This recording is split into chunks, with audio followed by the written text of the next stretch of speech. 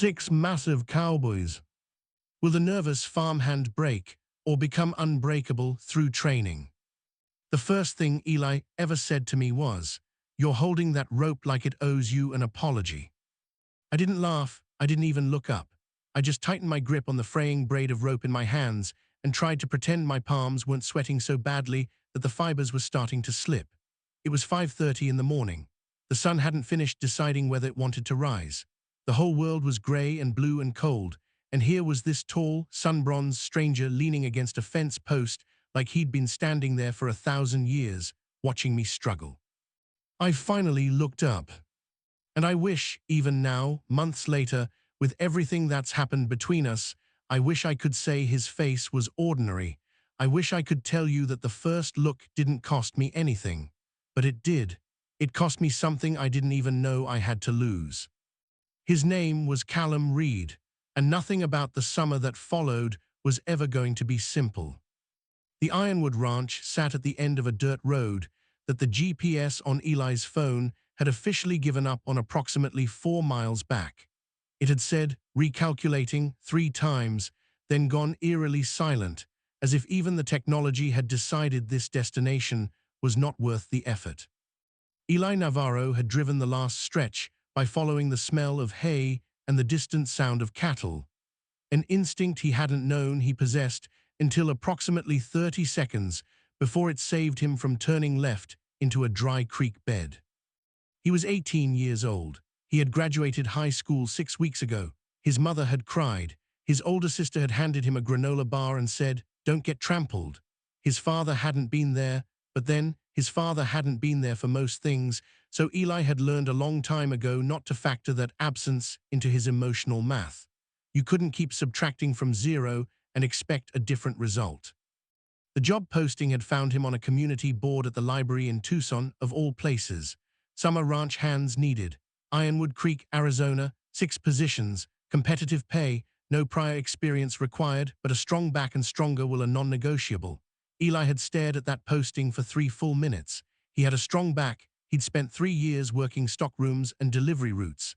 He wasn't sure about the strong will. That one felt like a question he'd been avoiding for most of his life. He sent in his application anyway.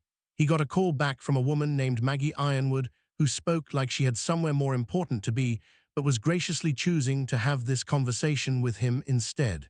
She asked him 2 questions. Could he commit to 12 weeks without complaint? And did he understand that this was real work, not a summer vacation?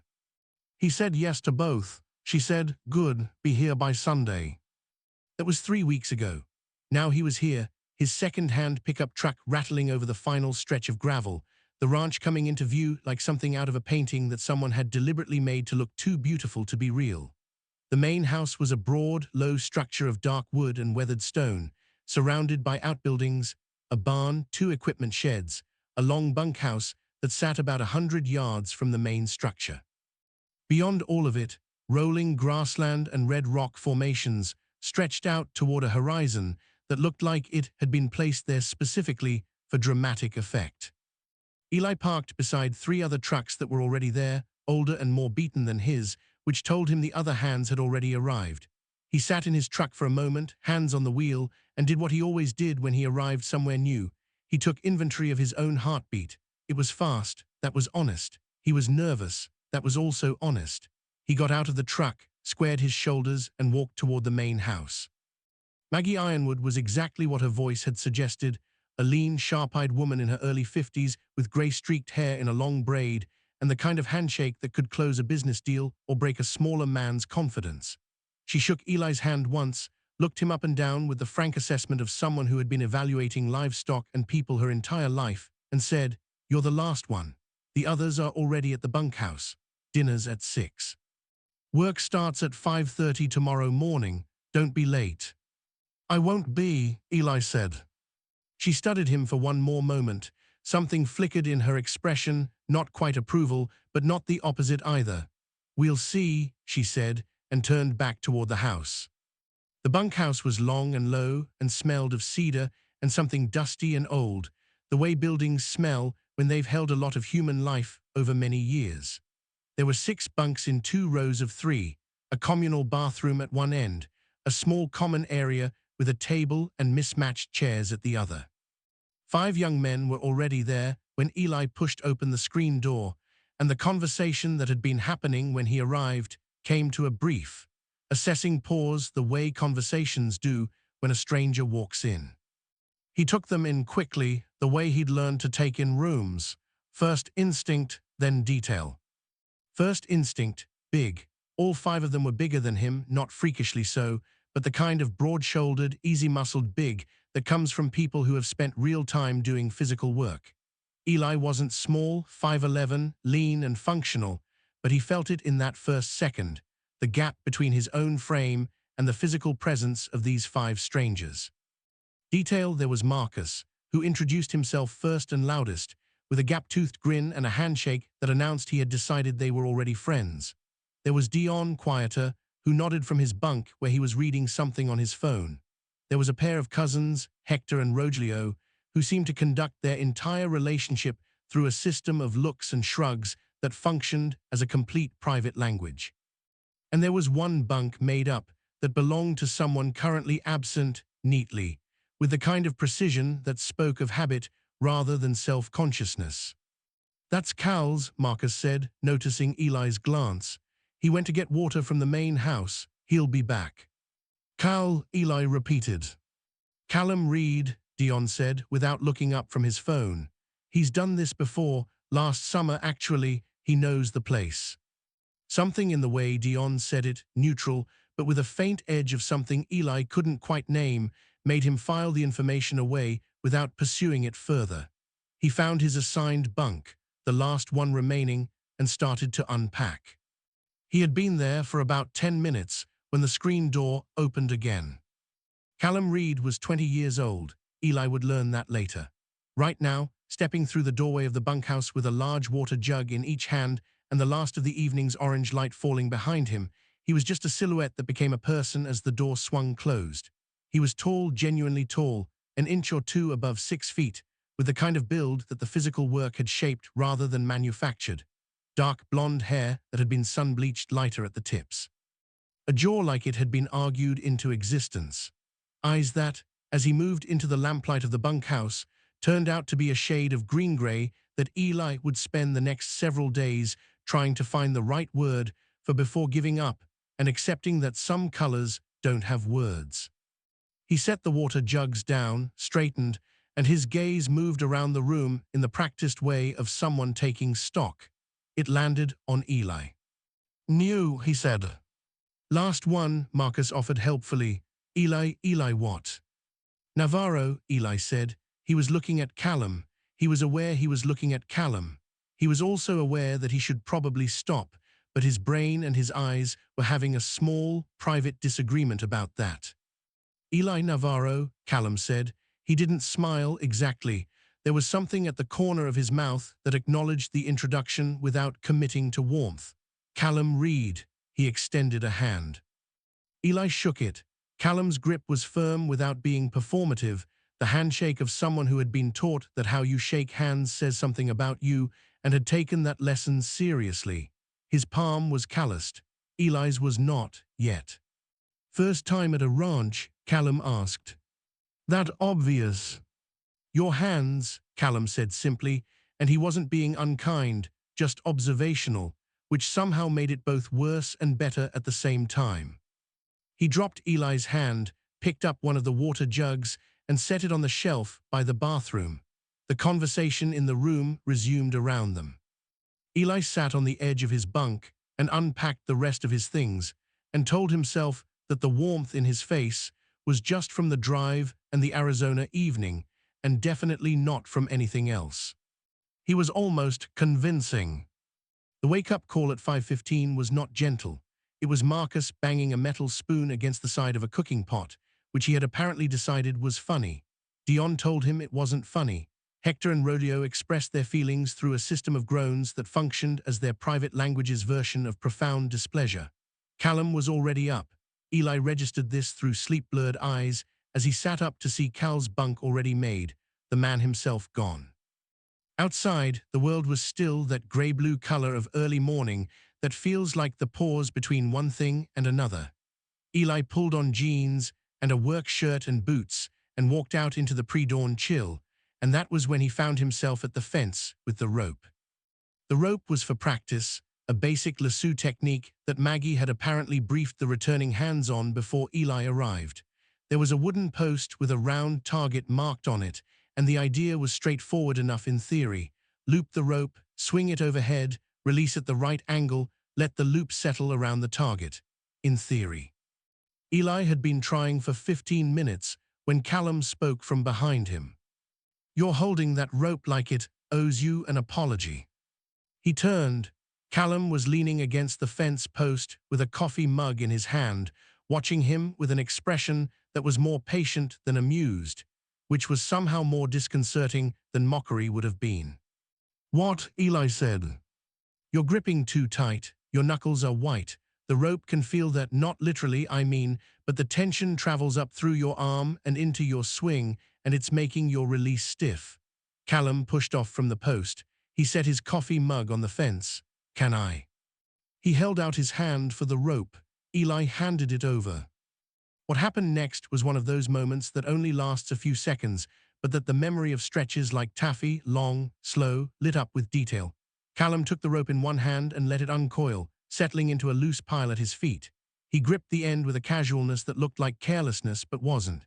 He swung once, a single fluid rotation overhead, and released. The loop settled over the post target cleanly, cinching with a soft snap of friction. He pulled the rope back and held it out to Eli. "Less grip, more wrist. You're not trying to control it, you're trying to guide it." Eli took the rope. He tried to remember less grip, more wrist, trying to guide, not control. He swung. The loop went wide, but it went wider and more freely than it had any of the 15 previous times, and that felt like something. Callum watched without comment. He picked his coffee back up. After a moment he said, "Better." 2 syllables. Eli told himself that 2 syllables from a near stranger should not constitute the highlight of a morning. He told himself this several times. He wasn't sure he believed it. The work was real. Maggie Ironwood had not been exaggerating on either count. It required a strong back and stronger will, and it did not care whether you had slept well or eaten enough, or whether you had things on your mind that were bigger than fence posts and cattle calls. The ranch did not pause for any of that. The ranch was a system in constant motion, and your role in it was to be a functional, reliable part of that system from the first gray light of morning until the day's tasks were completed, which was rarely before 7 in the evening. In those first 2 weeks, Eli learned things about himself that he hadn't known. He learned that he was better at sustained, quiet effort than at bursts of impressive energy, that he would never be the one who lifted the most or shouted the loudest, but that he was also never the one who stopped. He learned that his spatial awareness was good. He could move through tight spaces between animals and equipment with a natural instinct for where bodies were and where they needed to be. He learned that he could read the behavior of the cattle with a kind of quiet attention that older ranch hands called a feel for it, and that no one could fully explain or teach. He also learned things about the other hands. Marcus was genuinely funny and genuinely kind, with a laughter that was so immediate and physical that it was impossible not to feel it even when the joke didn't land. Dion was thoughtful and observant, the one you wanted on your side of a problem that required thinking before acting. Hector and Rogelio were efficient and synchronized in a way that made it look like they shared one extended nervous system. And Callum. Callum was competent in the way that people who have been competent for a long time are not flashily, not performatively, but with the simple, unassuming quality of someone who does not need to demonstrate what they know because it is simply visible in the doing. He knew the ranch. He knew Maggie's patterns and preferences and the specific temperament of each section of cattle. He could read whether coming in from the west a full hour before it was visible. He could diagnose a fence problem in the time it took most people to find the problem. He was, in the economy of the ranch, consistently worth more than the space he occupied. He was also, Eli was coming to realize, more complex than his first impression had suggested. Because the Callum who had made that early observation about the rope, precise, cool, slightly distant, was not the only version. There was a Callum who laughed at Marcus's jokes with his whole face, eyes crinkling, the reserve dropping entirely for those few seconds before it settled back into place. There was a Callum who twice in that first week quietly stayed late on a task that one of the other hands was struggling with, not making a thing of it, just staying until it was done. There was a Callum who, in the evenings after dinner, sometimes sat alone on the fence rail at the edge of the property and looked out at the dark shapes of the hills with an expression that Eli, from a distance, could not read, but that felt weighted with something. He was curious about that weighted something. He told himself the curiosity was normal. You lived in close quarters with 5 other people, you were naturally going to notice things about them. He told himself this fairly often.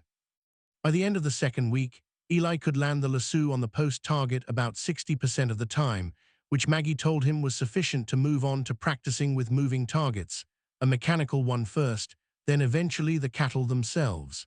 She said it with the clipped efficiency of someone who considered 60% a passing grade, but not something to celebrate.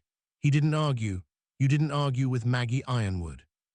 It wasn't that she was unkind, she wasn't, but she had the quality of someone for whom argument was simply not a productive use of the available air. On a Thursday evening, just after dinner, Eli was practicing the lasso in the yard again, working on what Callum had called less grip, more wrist, finding the gradual, incremental improvement that was the only kind of improvement available to him on this particular skill.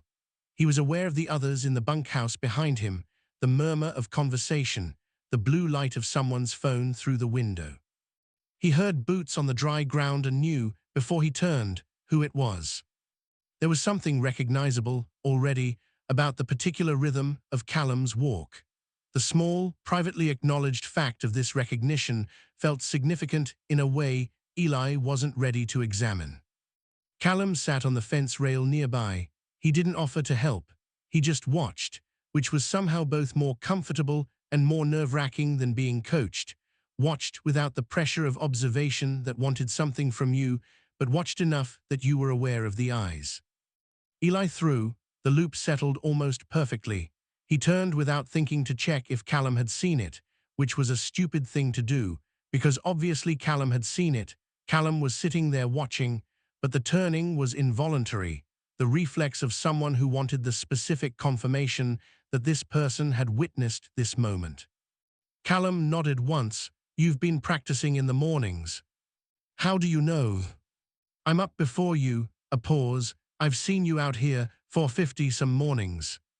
The idea that Callum had been observing him, even casually, even just by circumstance, produced a warmth in Eli's chest that he catalogued and did not comment on, internally or otherwise. I'm bad at sleeping in, Eli said. Me too, Callum looked out at the darkening landscape. I've been that way since I was a kid. My mother used to say I was afraid I'd miss something. It was the most personally revelatory thing Callum had said to him in 2 weeks, and it arrived without ceremony, as if it had simply decided the moment was right. Eli pulled the rope back and coiled it, feeling his way toward a response that would be honest, without being the kind of honest that scared people off. Do you miss things, when you do sleep in? Probably not, Callum said, but that's not really the point. He was quiet for a moment. The point is that it feels like you might, and that feeling doesn't care whether it's accurate. Eli looked at him. Callum was still facing the horizon, one boot on the lower rail, one long arm braced on the top rail, his profile in the last light of the evening.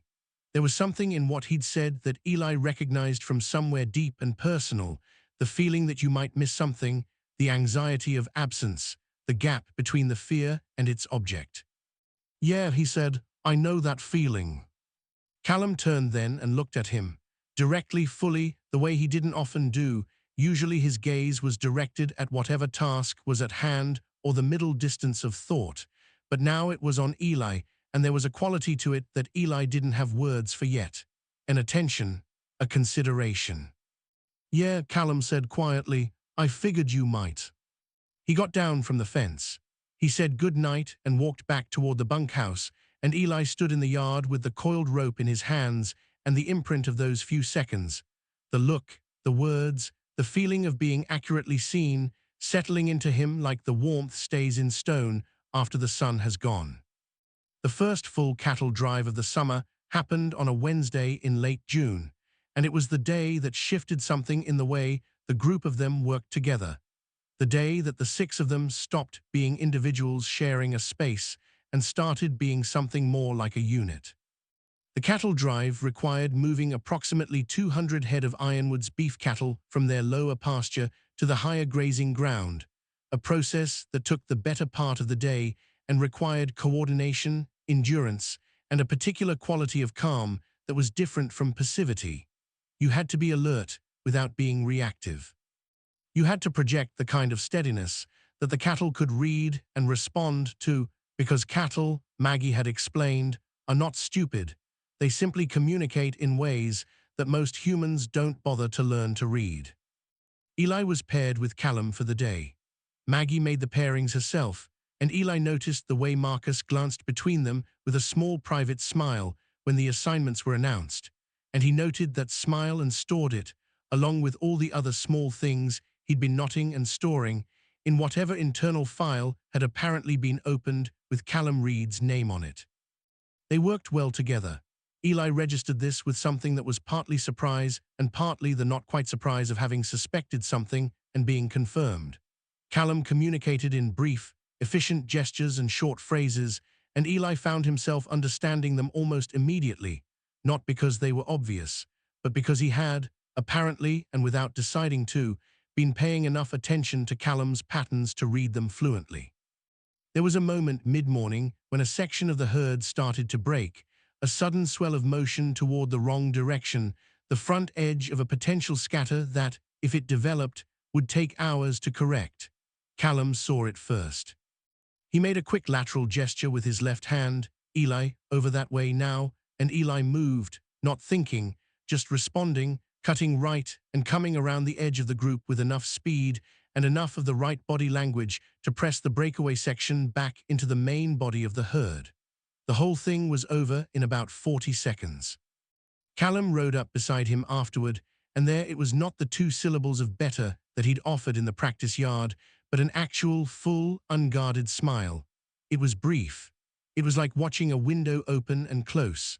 But while it was there, it was complete, and it transformed his face into something that Eli had to actively work to look away from. "Good," Callum said, and then, "Thank you."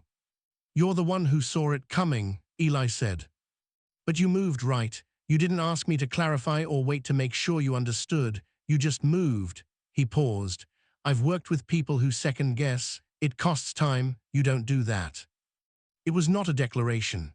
It was not even, by any standard measure, a notably emotional thing to say. But it meant something. It meant that Callum had been watching him, specifically, with enough sustained attention to have an opinion about the way Eli worked, and that opinion was stated with the directness of a man who did not offer assessments carelessly. Eli looked at him across the small space of dry air and mid-morning light between them. "You're not bad yourself," he said. Callum laughed, a short, real sound, unguarded and unannounced, and Eli filed that sound the way you file something you know you're going to want to find again later. The evenings at the ranch had a rhythm to them that Eli came to love with the particular affection you develop for the predictable things that sustain you.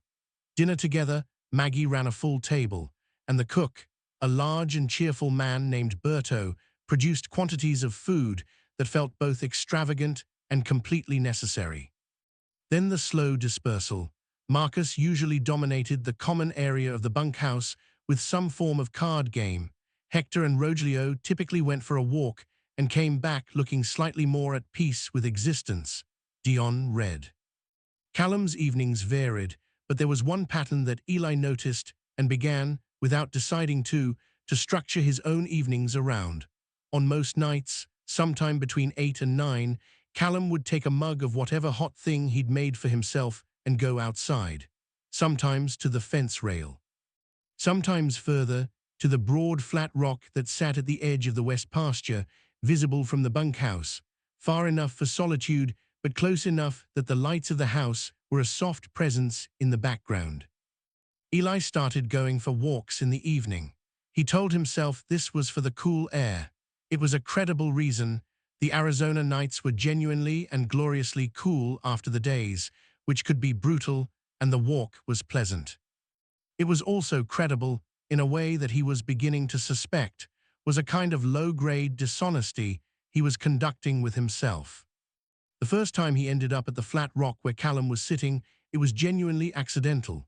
He hadn't known Callum was there until he came around a small stand of scrub brush and saw the dark shape of him against the stone. He almost turned back. Instead he said, "Hey," and Callum said, "Hey," and Eli sat on the far edge of the rock, a respectful distance, not crowding the solitude, and they both looked at the sky. The sky at Ironwood Creek at night was another argument for the existence of something larger than ordinary life. Away from city light, the stars were not decoration. They were presence, dense and dimensional and urgent. Eli had grown up in Tucson, where the light pollution smeared the night into a lesser thing, and the sky here felt like a correction, like someone had handed him back something he hadn't known he'd been missing. They sat for a long time without speaking. It was not uncomfortable. That was the thing Eli noticed first and turned over in his mind later. The silence between them was not the absence of connection. It was its own kind of connection, the kind that doesn't require maintenance. Eventually, Callum said, "What made you come here?" "The posting," Eli said. "I needed work." "Everybody needs work. There are other kinds of work." Eli thought about it. He looked at the sky. "I needed something to be physically real," he said. "I needed something where the feedback was immediate and unambiguous. You either got the post or you didn't. The cattle either moved or they didn't." He paused. "I was in a place where nothing felt that clear. I wanted to be somewhere that things were clear." Callum was quiet for a moment. "That's an honest answer," he said. "What made you come back?" Eli asked. "You were here last summer. You didn't have to come back." There was a longer pause, the kind that isn't a reluctance to answer, but a selecting of which true answer to offer. "I like who I am here," Callum said. "That's the simple version." Eli looked at him. The stars were behind him, and his face was in the half-dark, and there was something in those 6 words, "I like who I am here," that struck Eli somewhere central, because he understood them completely. Because they were the kind of honest that you don't usually say out loud, the kind of honest that costs something. "Yeah," Eli said quietly, "me too, I think." Callum looked at him then, the direct, full-held look that he had given him once before, that Eli had been storing in the same file as the laugh and the 2 syllables.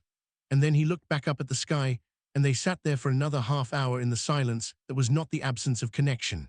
And Eli thought about the phrase, "I like who I am here," and tried to figure out whether part of who he was here was the specific person who sat on a flat rock under the stars with Callum Reed. He suspected the answer was yes. He also suspected that this was the beginning of something he didn't fully know how to navigate. By the 3rd week of July, something had changed between them, not dramatically, not in any single definable moment, but in the way that the ocean floor changes through accumulated time, gradually, profoundly, and then undeniably. They worked together often now, not always by Maggie's assignment, but by the natural gravitational pull of 2 people who have learned that they function well as a pair. Callum would sometimes simply appear at whatever task Eli was working on and take the adjacent position, and Eli would register the arrival without comment, and they would work together in the efficient, reading each other way that had established itself on the day of the first cattle drive. They talked more too. Not constantly, they were both people who had a healthy relationship with silence, but in the easy, exploratory way of 2 people who are interested in each other's interior landscape and have stopped pretending otherwise. Callum had grown up outside Flagstaff, from a family of people who worked with their hands and didn't talk much about feelings, which had given him both competence and a certain emotional architecture that was structurally sound but not always well lit from the inside. Eli had grown up in Tucson with his mother and sister and the long, defining absence of his father, which had given him a particular sensitivity to the emotional weather of other people, a radar born of necessity. They were, in other words, 2 kinds of loneliness that had discovered in the other a compatible frequency. Marcus saw it. Marcus saw everything. masked in a constant performance of light-hearted irrelevance that Eli was starting to understand was tactical. Marcus used humor the way other people used camouflage, to be present everywhere without being noticed. One evening in the bunkhouse, when Callum had gone to do his evening walk and Eli was reading, Marcus dropped onto the bunk beside him with a casual air that was not casual. "So," Marcus said. "So," Eli said, without looking up from his book. "You and Cal. What about me and Cal?" Marcus considered him with a broad, utterly guileless smile. "I'm not saying anything, I'm just noticing." "You're always just noticing." "It's a gift." Marcus stretched out on the bunk, hands behind his head. "He's different with you, you know that, right?" Eli looked up from his book then. "What do you mean, different?" "Maury there, Maury present." Marcus tilted his head thoughtfully. "Cal's the kind of person who's in a room but you can tell part of him is always somewhere else. Some other room, some other thought. With you, he's all in the room." He paused. "I've known him for 4 months, counting last summer. I've never seen him all in the room before." Eli looked at his book. Then he looked at the ceiling. Then he said, carefully, "That doesn't necessarily mean what you're implying." "I'm not implying anything," Marcus said cheerfully.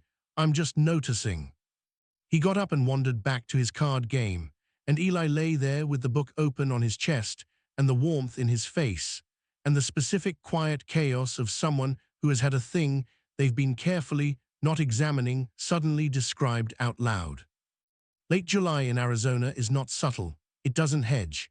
It commits fully to being hot in the way that brooks no argument or negotiation, and working in it requires both preparation and a kind of philosophical surrender. You accepted that you were going to be hot, you worked through it, and you did not complain, because complaining changed nothing and used energy you didn't have. One afternoon, Eli and Callum were repairing a section of water trough in the eastern pasture, a long metal structure that provided water for a section of the herd and had developed a leak along a welded seam that needed to be sealed from inside. The work required one person inside the emptied trough, a confined, awkward position, and one person outside, steadying and passing tools. Callum took the inside. Eli handed him things when he needed them and held the trough stable when the physical effort of working in the confined space made it shift. It was, from the outside, completely routine. What made it not routine was proximity, the repeated exchange of tools that required Callum to reach up from inside the trough and Eli to lean down over the edge. A distance of approximately 6 inches between their faces for the 3 or 4 seconds it took to hand something over and confirm understanding. 3 or 4 seconds is not a long time. In most contexts, it is nothing. In this context, in this kind of accumulated awareness, it was enough to make Eli acutely and somewhat painfully conscious of the distance and the closing of it, of Callum's upturned face, and the slight exertion flush on his skin, and the very particular shade of green-gray that his eyes became in direct afternoon sunlight. At one point, the 3rd or 4th exchange, Callum looked up to take the wrench and found Eli looking at him, and there was one of those arrested moments when 2 gazes meet and neither party moves. It lasted only a second. Then Callum took the wrench and looked back at the repair and said, "Thanks," and Eli straightened up and looked at the horizon and took a controlled breath. "You okay?" Callum said from inside the trough. "Hot," Eli said, which was true. "Yeah," Callum said. A pause, then quieter, almost like he was talking to himself rather than to Eli. "Yeah." They finished the repair. They drove back to the bunkhouse in the work truck without talking much, the dust coming up around the vehicle in red-orange clouds and the radio playing a country station that nobody had put on intentionally, but nobody turned off either. Callum drove. Eli looked out the passenger window. The inside of the truck was not a large space. Their arms, resting on their respective door panels, were perhaps 18 inches apart. Eli was aware of the 18 inches the entire drive home. It rained in the 2nd week of August, not the brief desert afternoon shower, but a real sustained rain that came in from the north the way Callum had predicted it would 3 days before anyone else saw it coming. It started in the evening and went through the night, and there was something about the sound of rain on the corrugated metal roof of the bunkhouse that changed the quality of the dark, made it softer and more intimate, drew the boundaries of the world into just this building, just these people. Most of the others fell asleep quickly. Eli lay awake listening to the rain. After a while, he became aware that Callum was also awake, not from any sound or movement, but from the particular quality of stillness that awake people have compared to sleeping ones, a more conscious presence in the dark. He wasn't sure how long they lay there in their respective bunks, both awake and both knowing the other was awake. Eventually, in a low voice that wouldn't carry to the sleeping others, Callum said, "Can't sleep." "No," Eli said. A pause, the rain on the roof. Then, "You want to come outside." Eli thought about this for approximately half a second. "It's raining," he said. "I know," Callum said. There was a smile in his voice, not audible exactly, but implied, present, the warmth of it carrying even in 2 words in a dark bunkhouse. They put on jackets and boots and slipped out the screen door, which Eli held so it wouldn't bang, and stood on the covered porch of the bunkhouse as the rain came down. The porch was narrow, a 4-foot overhang that kept them mostly dry while the rain fell in a straight curtain beyond the edge. The yard lights were on, casting the rain in gold and white, and the whole ranch smelled of wet earth and the particular aliveness that comes with real water falling on a landscape that has been waiting for it. They stood at the edge of the porch, leaning against the rail, their shoulders approximately 8 inches apart. Eli was aware of the 8 inches the way he had been aware of the 18 in the truck. "Why did you want to come out?" Eli asked. "I like rain," Callum said. "I grew up somewhere it rained more. Flagstaff's drier than people think. But up in the mountains it rained. I got used to it." A pause. "It sounds like, I don't know, like the world is doing something big and you get to just stand inside it." Eli looked at the curtain of rain. "I grew up in Tucson. Rain felt like an event, like a miracle almost. You'd be in the middle of whatever ordinary thing you were doing, and then suddenly the sky would open up, and for 20 minutes the world was different. And then it would stop." "And then it would stop," Eli agreed, "but those 20 minutes." He felt Callum looking at him rather than the rain, and he turned. They were close, closer than either of them had moved to be, or perhaps the narrowness of the porch, the shared inclination toward the rail, the natural physics of 2 people occupying a small space had brought them close without either deciding it. The light from the yard made the rain beyond them into something almost luminous. Callum's expression was the open one, the one that happened sometimes when the reserve came down, when whatever he kept inside made itself visible in his face. He was looking at Eli with an attention so complete and unguarded that it was almost difficult to hold. "Eli," he said. The way he said it, with a kind of weight, like the name contained a question that hadn't found its form yet, or a feeling that hadn't decided whether it was ready to be said out loud, made Eli's chest do something complicated. "Yeah," Eli said, barely a sound. Whatever Callum was going to say, he didn't say it. Something shifted in his expression, a reconsideration, a return of something careful, a decision being made. He looked back at the rain. "Nothing," he said. "Sorry." Eli looked at the rain too. His heart was doing something the rain's rhythm was not fast enough to match. "Don't apologize," he said. They stood there until the rain slowed to a drizzle and then stopped, and the yard lights caught the wet surfaces of the buildings and the fence rails, and the whole world gleamed with it. Then they went back inside, and Eli lay awake for a long time after, listening to the dripping from the eaves and the return of ordinary silence. The disruption arrived in the form of a red pickup truck on a Thursday afternoon in mid-August, and the person who got out of it was named Jordan Hale. Jordan was from a ranch 2 counties over. Maggie had apparently needed an additional hand for a specific stretch of the season and had called in a favor from a colleague. He was 21, easy-mannered, and the kind of effortlessly social that fills a room from the moment of arrival. He had blonde hair and a ready laugh, and the particular skill of making everyone feel immediately comfortable, which was either genuine warmth or very effective performance, and Eli couldn't initially decide which. What he did notice, immediately and against his own inclinations, was how Jordan oriented toward Callum. It wasn't aggressive or obvious. It was the way the naturally social find the naturally reserved, drawn to them the way extroverts are drawn to the puzzle of quiet people, the way easy confidence reads reserved competence as a challenge worth pursuing. Jordan asked Callum questions, expressed interest in his opinions, laughed at the things he said, even when they weren't designed to be funny. Within 2 days, he was regularly finding himself beside Callum at meals, at work, in the evenings. Callum was polite. He was always polite. He answered the questions and accepted the company and gave nothing back that could be called warm, but he also didn't communicate rejection, because Callum's social settings appeared to run on a scale from closed to slightly open, and the word unwelcoming didn't quite fit anywhere on it. Eli watched all of this from what he told himself was a completely neutral distance.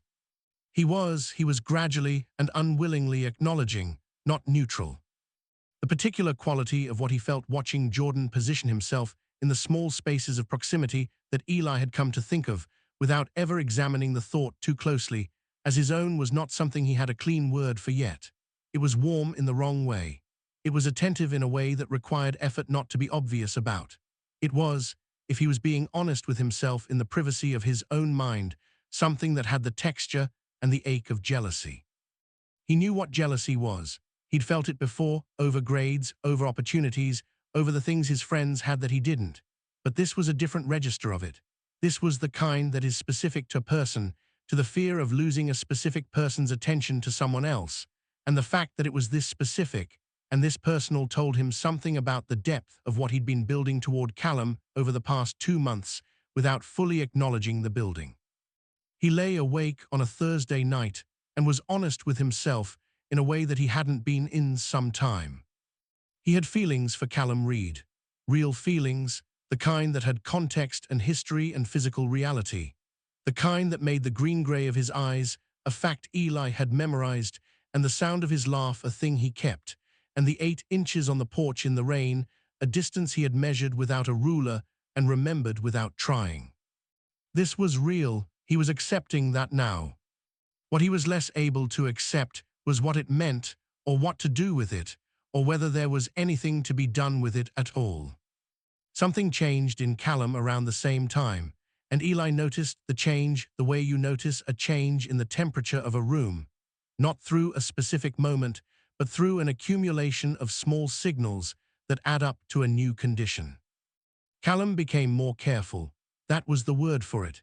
The easy, unguarded quality that their conversations had developed, the way the silences had stopped feeling like distance and started feeling like a different form of closeness, began to come back with a kind of deliberateness, a recalibration, as if Callum had taken stock of what had been building and decided to put some space between himself and it. He was still present, he was still professional and competent and occasionally warm, but the particular fullness of attention that Marcus had described, all in the room, had been dialed back to something more partial. He answered Eli's conversational attempts rather than initiating his own. He took adjacent positions at work, but not the close ones. He was at the Flat Rock less often in the evenings, or went earlier and came back before Eli's walk had found him there. Eli noticed all of this. He noticed it with the forensic attention of someone who had developed, without intending to, a very detailed map of another person's behavior and now had the acute ability to read every deviation from baseline. He did not confront it directly. That wasn't his instinct. His instinct was to give space, to allow the conditions that had been comfortable before to reassert themselves, to trust that if he was patient and present without being pressuring, the equilibrium would return. He'd learned this from years of navigating his mother's grief and his sister's private battles, that sometimes people needed room to come back on their own. But patience, he was finding, had a cost when what you were waiting for was someone you wanted with a clarity that had stopped being deniable. One afternoon they were working side by side, restringing a fence line in the southern pasture, a long, repetitive task, and the silence between them was, for the first time since very early in the summer, the uncomfortable kind. The kind that asks a question and doesn't get answered. The kind that has weight in it. Eli said carefully, "You've been quiet." Callum didn't stop working. "I'm usually quiet. Not like this." A pause. "I'm just tired." "Okay," Eli said. He did not believe it. From the slight adjustment in Callum's posture, a very small stiffening, barely perceptible, he didn't think Callum expected him to believe it either. But Callum didn't offer anything more, and Eli didn't press, and they finished the fence line in the uncomfortable silence and drove back to the bunkhouse, and the distance between them on the truck bench felt, that evening, like more than 18 inches. It was Marcus, inevitably, who provided the information that shifted things. Not intentionally, Marcus was many things, but he wasn't cruel, and he would never have knowingly inserted himself into a painful dynamic. But Marcus noticed everything, and Marcus, Eli was learning, sometimes processed what he noticed out loud before checking whether the processing should have been kept internal. They were sitting on the bunkhouse porch after dinner, Marcus, Eli, Dion, the warm evening going blue around them. Callum had gone inside early. Jordan was somewhere, talking to someone on the phone. His easy voice carrying faintly from somewhere around the side of the building. Marcus said, thoughtfully, to no one in particular, Jordan asked Maggie if he could stay through the end of the season. She said she'd think about it. Dion made a non-committal sound. Eli said nothing, but something in his chest tightened. He likes it here, Marcus continued. He told me, a pause.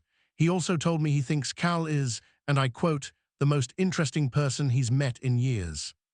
Eli looked at the yard. He kept his face even. He say anything else?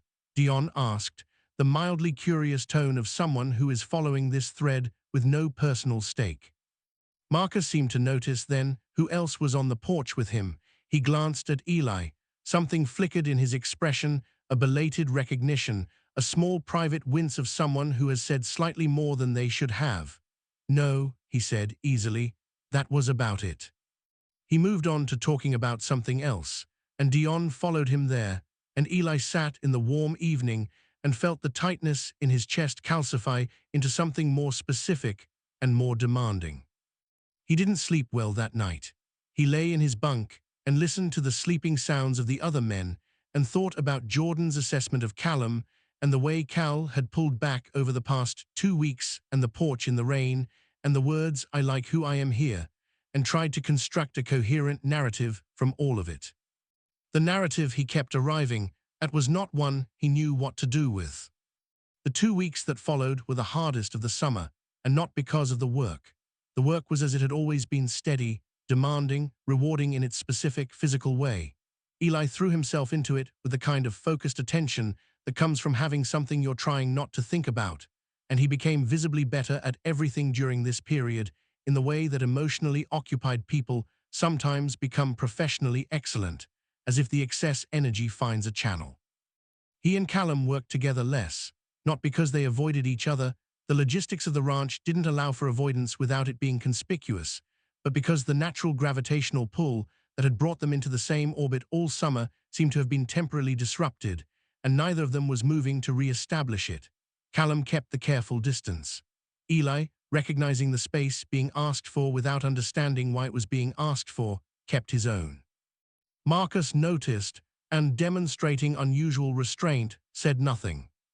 Jordan had been granted Maggie's permission to stay through the end of the season, and his presence in the group had solidified into a comfortable regularity. He was genuinely easy to like. Eli tried to be fair about this, to separate his feeling about Jordan's proximity to Callum from his assessment of Jordan himself, and being fair meant acknowledging that Jordan was funny, competent, and essentially kind. He had not, to Eli's observation, done anything wrong.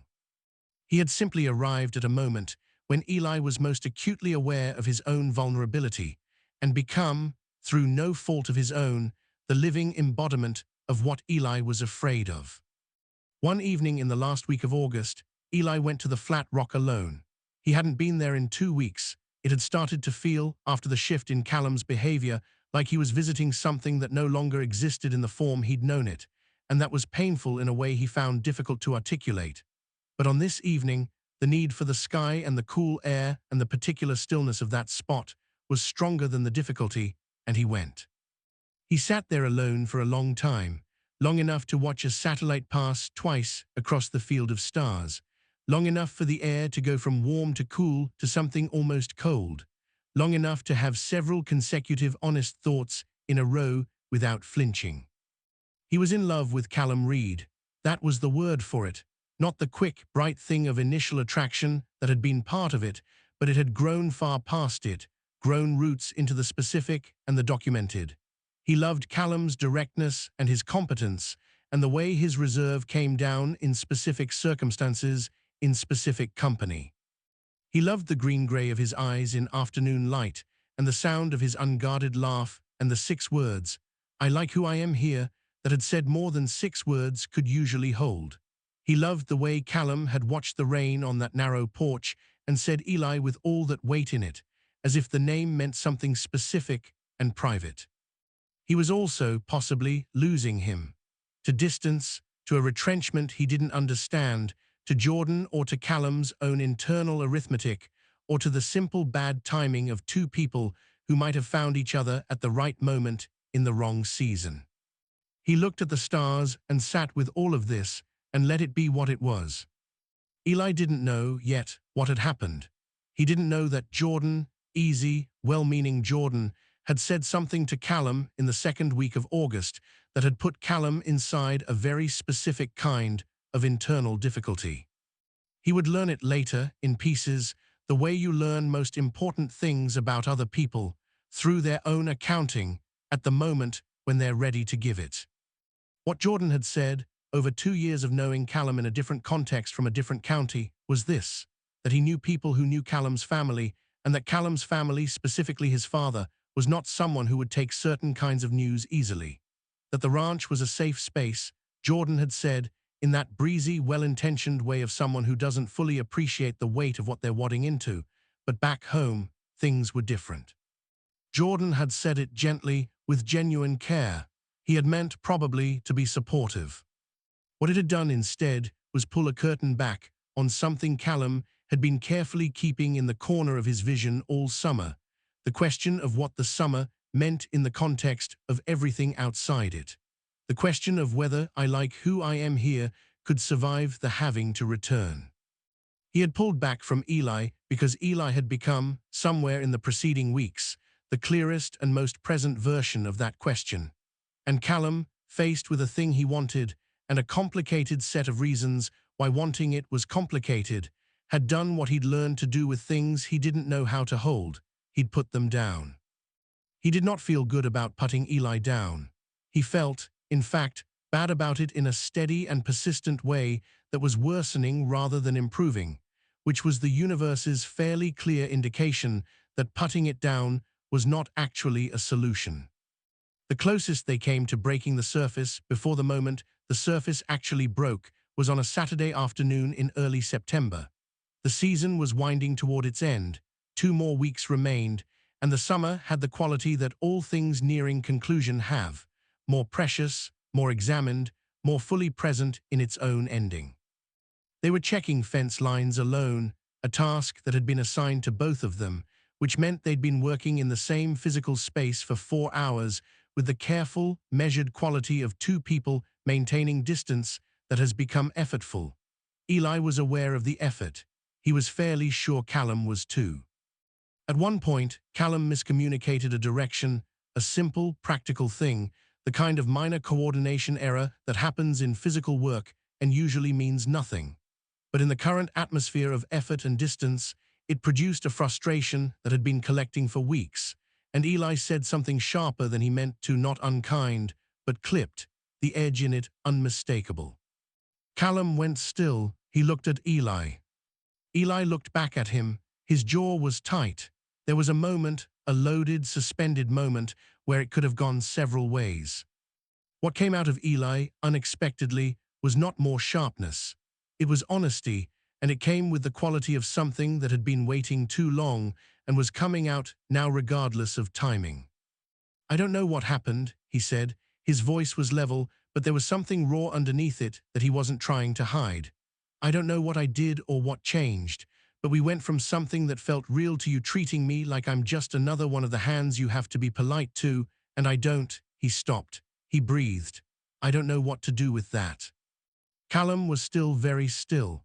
His expression had done something complicated, that Eli couldn't read from the outside.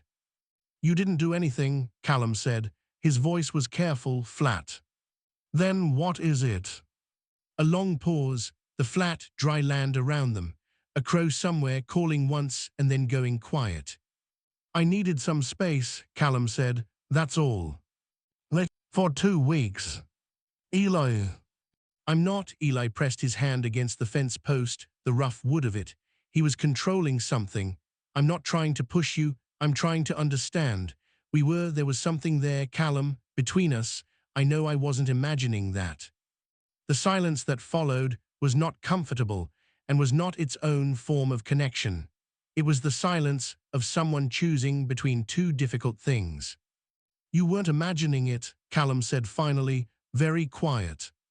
The 3 words, confirmed, felt like both a gift and a complication. "Then why?" Eli started. "Because it's complicated." The edge in Callum's voice was not anger, it was the rough quality of something breaking. "Because I have things I'm figuring out, and it's not that simple for me." Eli looked at him. He looked at the tightness in Callum's jaw and the slight constriction around his eyes and the quality of his stillness, and he understood, with sudden and full clarity, that this was not about him, that this was Callum's own interior weather, his own navigation, his own complicated arithmetic, and that pushing on it right now would not help either of them. "Okay," Eli said. He let the breath out. "Okay, I hear you." He turned back to the fence and they worked in silence, and it was not comfortable, but it was honest, which felt better than the careful distance had felt. Something had been said. It wasn't everything, and it wasn't resolved, but it was true, and truth, even partial truth, had a different texture than the silence that had preceded it. Dion was not someone you went to for emotional processing. Eli had come to understand, not because Dion lacked emotional intelligence. He had considerable emotional intelligence, the quiet kind that comes from observation rather than expression, but because Dion's mode was precision and emotional conversations were frequently imprecise. But Dion found Eli on a Sunday afternoon when Eli was sitting outside with a book he wasn't reading, and he sat down with his own coffee and his phone, and they coexisted in comfortable silence for a while. And then Dion said, without looking up from his phone, "You look like someone who has been having a conversation inside their own head for 3 weeks straight." Eli closed his book. "That obvious?" "To me," Dion said. "Marcus noticed first. But Marcus was the one who told Jordan what he told Cal about his family situation, and he feels bad about it." Eli frowned. "What do you mean?" Dion looked up then. He studied Eli for a moment with the assessing quality of someone deciding how much context to provide. "Jordan knows Cal from back home. They're not close, but they know each other. Jordan apparently said something to Cal a few weeks ago about his family, specifically about his dad's opinions on certain things." He paused. He meant well. He was trying to be, realistic, careful. Eli processed this. The tightening in his chest had a different quality now, not the jealousy he'd been managing, but something more complex, something that ached on behalf of someone else. "Cal's never said anything to me about his family," he said. "He doesn't talk about his family," Dion said, "but I hear things, and I noticed what changed in him after Jordan said what he said." He looked back at his phone. "You're not an idiot, Eli. You've noticed the same things I have this summer." "Yeah," Eli said quietly. "Then you already understand what he's working with." A pause. "It's not about you. It's about whether who he is here." And Eli's heart did something at that phrasing. The echo of Cal's own words can survive contact with where he has to go back to. Eli sat with this, the book in his hands, the sound of the ranch around them, the familiar rhythm of it. "What do I do with that?" he asked. "I think," Dion said carefully, "that you make sure he knows it doesn't change anything for you, that whatever he's working through, you're not going anywhere." He paused. "Not by telling him directly, just by being constant." Eli looked at him.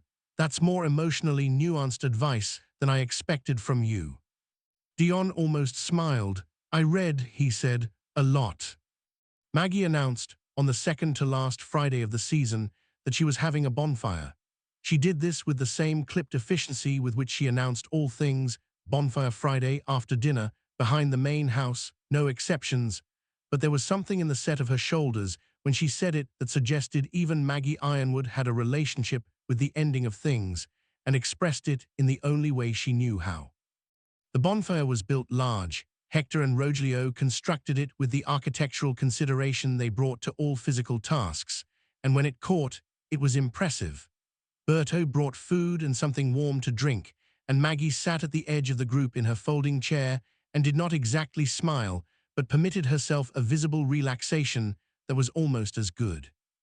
They were all there, the 6 original Hands and Jordan, who had become by now a natural 7th member of whatever they had been this summer. The fire made them all amber and close, and the conversation moved the way good conversation does around a fire, unhurried, following its own logic, covering things trivial and things less so. Eli was not next to Callum when the evening began.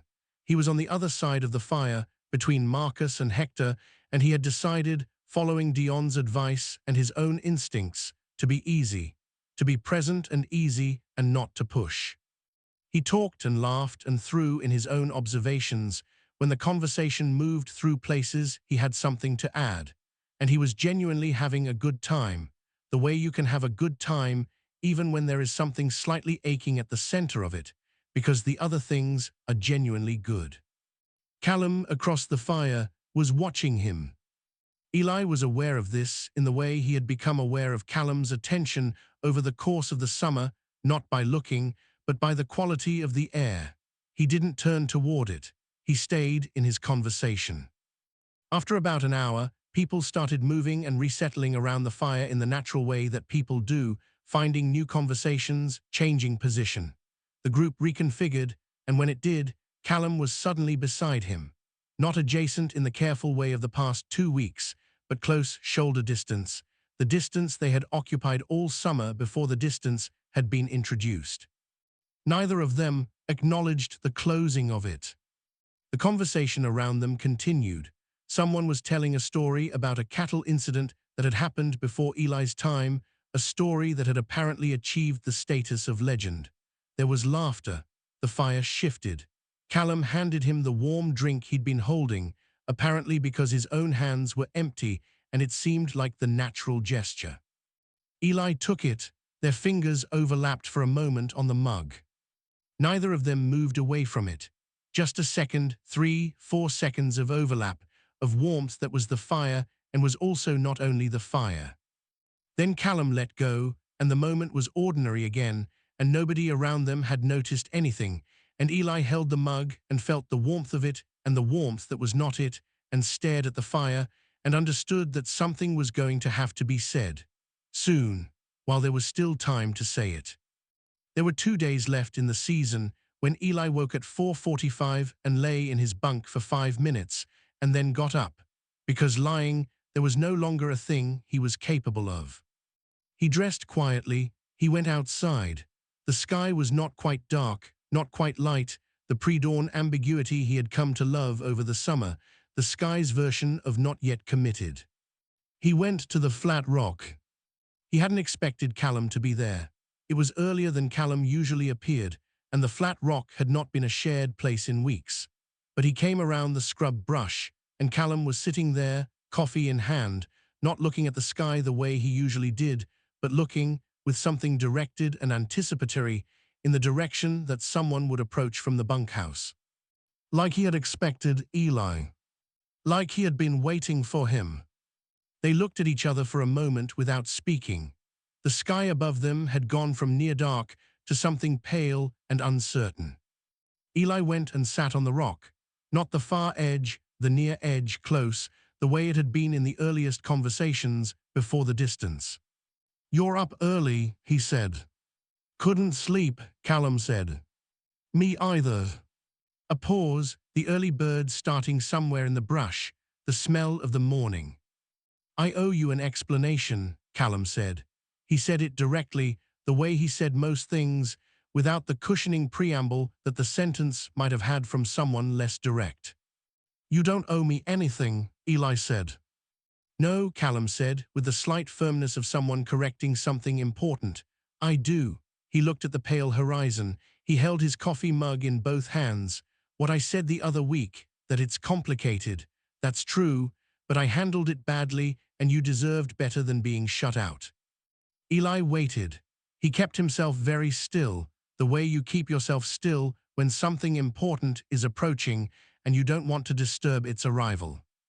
Jordan told me something, Callum said, about home, about my father. A pause. Jordan meant well. He wasn't trying to. He was trying to prepare me, I think, trying to be honest with me. He set the coffee down on the rock beside him. My father he's a specific kind of man, the kind that has very clear ideas about how things should be, what a son should look like, how a man should be. He stopped. The words were coming with visible effort, like someone translating something from a private language that doesn't have direct equivalents. Eli listened. I've spent most of my life knowing that who I am is not entirely consistent with what he wants me to be, Callum said, and I've gotten very good at compartmentalizing, keeping the things I know about myself in the places where they're safe and keeping them out of the places where they're not. He glanced sideways at Eli. Coming back here this summer, this place is safe. You know, like I said, I like who I am here. I remember, Eli said very quietly. And then I met you, Callum said. His voice had a different quality now, not the careful, constructed quality of someone thinking through what they're saying, but the rawer quality of someone saying what is actually true. And whatever's been happening between us, it stopped feeling like something I could compartmentalize. It stopped staying in the box where I could look at it on my own terms. He was looking at the horizon again, and that scared me, so I pulled back. Because I've had a lot of practice at pulling back. Eli let the silence hold for a moment, then he said, Callum. Callum turned. What you just told me, Eli said, about your father and about home and about the things you've had to do to protect yourself, I'm not going to make any of that simpler, I know that, and I'm not asking you to have it figured out. He held the man's gaze steadily. I want you to know that whatever you're working through, it doesn't change anything about how I see you. It doesn't change what this has been for me. He paused. Because it's been real, whatever it is. It's been the realest thing about this summer. Callum was looking at him with the fully open expression, the one without the reserve, the one that had made every appearance like a window opening. And this time, it didn't close. Yeah, Callum said, his voice was rough at the edges. For me too. They sat in the growing light, and the air between them was not distance, and was not careful, and was not an 8-inch gap being measured. It was just what it was. Two people who had arrived at the same honest place by different routes, sitting together in the early light of a morning that had 2 days left before the season ended, and the world of the ranch dissolved back into the worlds they'd each come from. I don't know how to do this, Callum said. I want to be honest about that.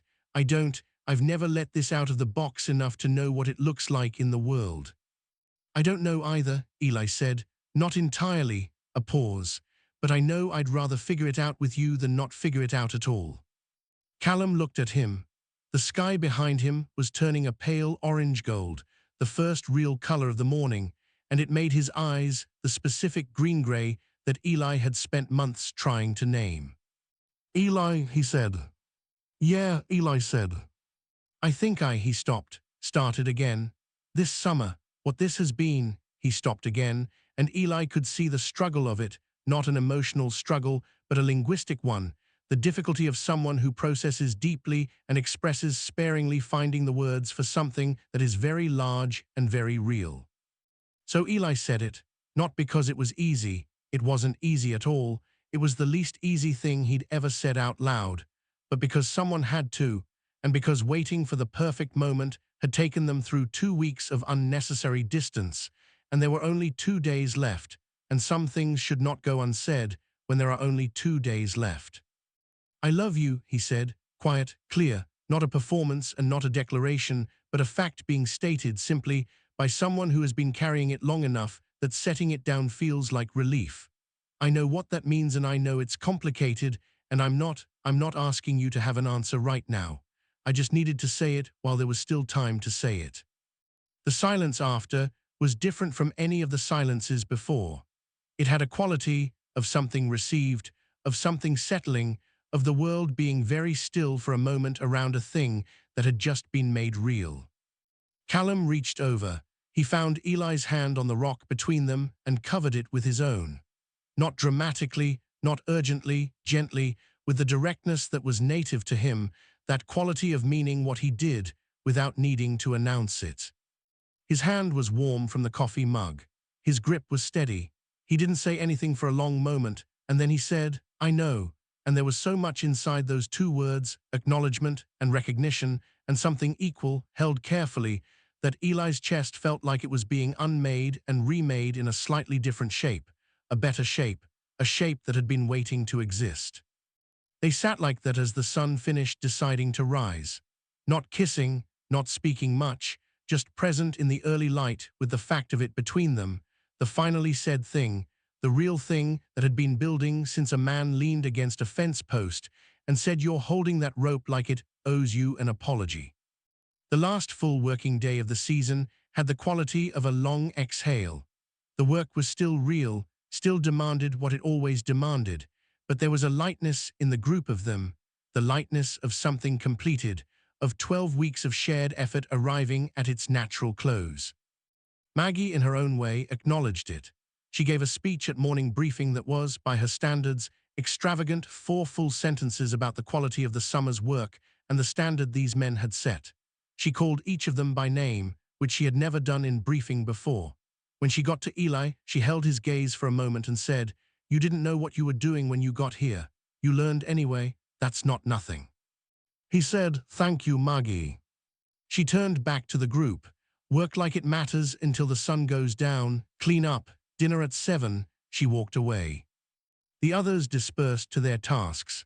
Callum fell into step beside Eli, and the step beside was not the careful step of the past 2 weeks or the measured step of the weeks before the distance.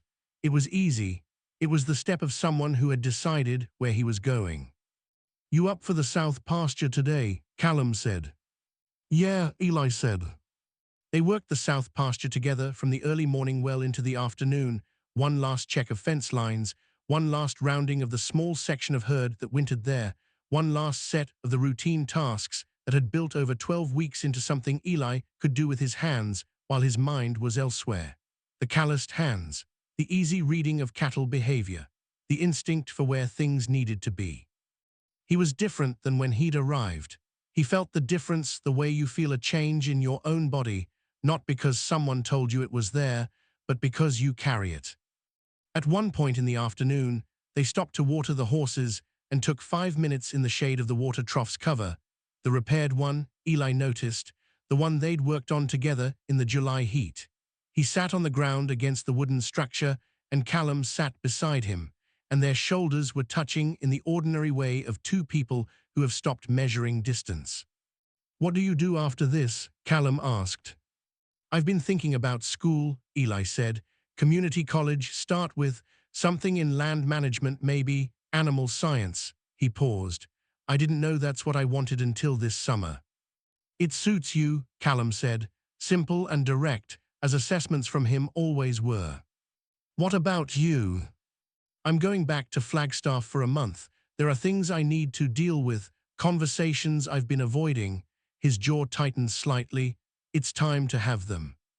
Eli looked at him. He understood what the conversations were. He understood also that it was going to cost Callum something. That the road between wanting to live honestly and actually living honestly was one that had to be walked in specific, difficult steps. "You don't have to do it all at once," Eli said. "I know," a pause, "but I don't want to keep living in compartments." He turned his head to look at Eli directly. "I've had a very clear picture all summer of what the version of me is that I actually want to be. I don't want to keep putting that version away." Eli held his gaze. "You don't have to." "No," Callum said, "I don't."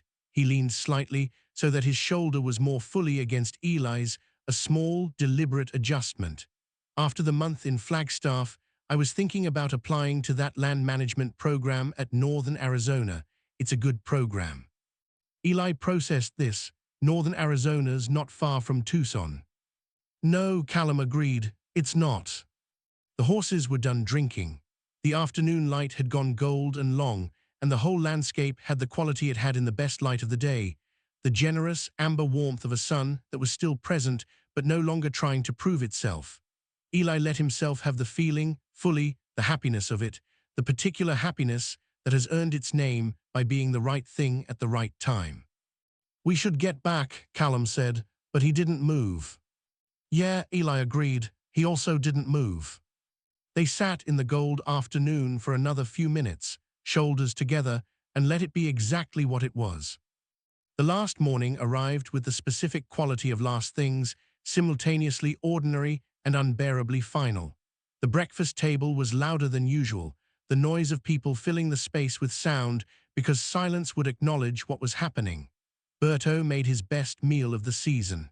Maggie ate at the table with them, which she rarely did. Hector and Rogelio left first, cousins taking the same truck back toward wherever they came from, and their goodbye involved a lot of embracing and the completion of several complex shrug-and-look conversations. Then Dion, who had been offered and accepted a second season and was staying through the fall, he shook hands with each of them, a long look for Eli that communicated, without words, "You're going to be fine." Marcus went last of the original group, filling the final 15 minutes before his departure with enough conversation for an hour, hugging each of them twice, and making promises to stay in touch that Eli believed he would keep. Jordan said goodbye graciously and without drama, and when he shook Callum's hand, there was a moment, brief, acknowledging between them that Eli observed and interpreted as the closing of an account, something settled or at least set aside. Then it was just the two of them and Maggie. Maggie walked them to their trucks. She shook Callum's hand first, a long handshake, the look of two people who have worked together long enough to have built something. She said, "Next summer, if you want it." He said he'd let her know. Then she turned to Eli, the frank, assessing gaze, the handshake that could close deals. "You got better," she said, "considerably." "I had good help," Eli said. Something in Maggie Ironwood's expression, not quite a smile, but its structural predecessor, made a brief appearance. "Yes," she said, "you did." She looked at both of them for one moment that felt, from Eli's side of it, like a benediction. Then she turned and walked back to the main house. They stood by their trucks. The ranch was quiet behind them, the way places get quiet when a season is ending, the held breath of something about to become what it was before people arrived and after they left. "Drive safe," Callum said. "You too," Eli said. "I'll call," Callum said, "when I'm through the Flagstaff thing. Okay, I'll call." "Okay," Eli said. He wanted to say more. He had a considerable number of things stored up that could be said, things about the summer and what it had given him, about what he was carrying away from Ironwood Creek that he hadn't arrived with. But he also understood, from everything he'd learned about Callum this summer, that the big things were said in quiet ways, and that the right ending was not a declaration, but a promise. "I'm glad I came here," Eli said. Callum looked at him with the fully open face. "Me too," he said. He got in his truck. Eli got in his. He drove out onto the dirt road that the GPS had given up on, and he followed it by instinct, the way he'd arrived. And in the rearview mirror, the ranch receded, the dark wood of the main house, the red dust rising from the other truck's departure, the flat rock visible at the edge of the west pasture. He looked until it was gone, then he faced the road ahead. 3 weeks later, his phone rang on a Tuesday evening when he was doing the reading for his first land management class. A dense, earnest text about soil composition in semi-arid environments that he was finding, to his mild surprise, genuinely interesting. He picked up without checking the name, because he knew the particular feeling in his chest when his phone rang in the hour between 7 and 8 in the evening, and that feeling was its own kind of caller ID. "Hey," Callum said. "Hey," Eli said. A pause, not uncomfortable. The two of them had never had an uncomfortable silence, even in the periods of distance they'd navigated, and they didn't have one now. "I had the conversation," Callum said. Eli set his textbook down. "Yeah. My father didn't. It didn't go perfectly." A pause. "It might not go perfectly for a while. He has a lot of processing to do. His voice was even, but Eli could hear, underneath the evenness, the cost of it. But I said what I needed to say, and it's said now. It's out there, it's real. How do you feel? Eli asked. Like I took off a coat I've been wearing for years that was too heavy for the weather. A pause, cold a little, but better. Eli smiled at his wall.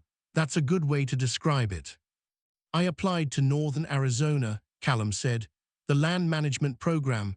They have rolling admissions for the spring. I know, Eli said. I looked it up.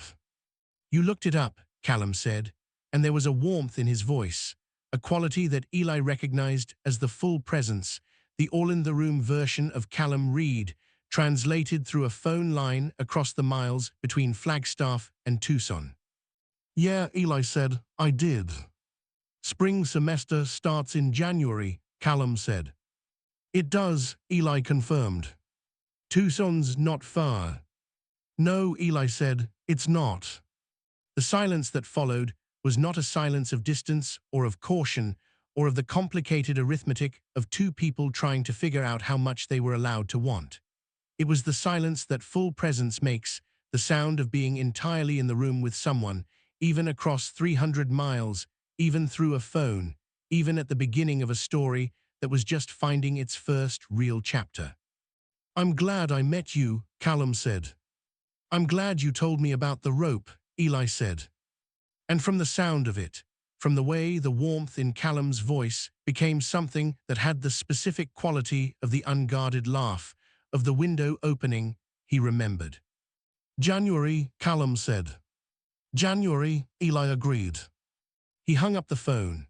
He looked at his textbook on soil composition in semi-arid environments, and outside his window, the Tucson night was going from blue to deep, and somewhere to the north in the Flagstaff dark, a man with green-gray eyes had said his own honest thing and was finding out what it was like to live in the room without the coat.